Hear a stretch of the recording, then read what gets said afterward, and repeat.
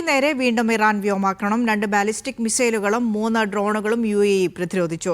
ഇന്ന് 3 പേർക്ക് പരിക്കേറ്റിട്ടുണ്ട്. ഇന്ന് രാവിലെയോടെ രാജ്യത്തിന്റെ വിവിധ ഭാഗങ്ങളിൽ കേട്ട സ്ഫോടന ശബ്ദങ്ങൾ വ്യോമ പ്രതിരോധ സംവിധാനങ്ങൾ ഇറാന്റെ മിസൈലുകളെയും ഡ്രോണുകളെയും നേരിടുന്നതിന്റെ ഭാഗമാണെന്ന് അധികൃതർ അറിയിച്ചു. ഇന്ന് മാത്രമായി ഇറാനിൽ നിന്നും വിക്ഷേപിച്ച 2 ബാലിസ്റ്റിക് മിസൈലുകളും 3 ഡ്രോണുകളും UAE പ്രതിരോധിച്ചു. മിസൈൽ അവശിഷ്ടങ്ങൾ വീണ് 3 പേർക്ക് പരിക്കേൽക്കുകയും ചെയ്തതായി പ്രതിരോധ മന്ത്രാലയം അറിയിച്ചു.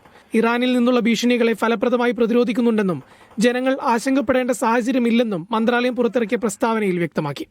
ഇറാൻ ആക്രമണം തുടങ്ങി ഇതുവരെ UAEയുടെ വ്യോമ പ്രതിരോധ സംവിധാനങ്ങൾ 551 ബാലിസ്റ്റിക് മിസൈലുകളും 29 ക്രൂയിസ് മിസൈലുകളും 2263 ഡ്രോണുകളും തടഞ്ഞിട്ടുണ്ട്. 230 പേർക്ക് ആകെ പരിക്കേറ്റു. Media 1 Dubai.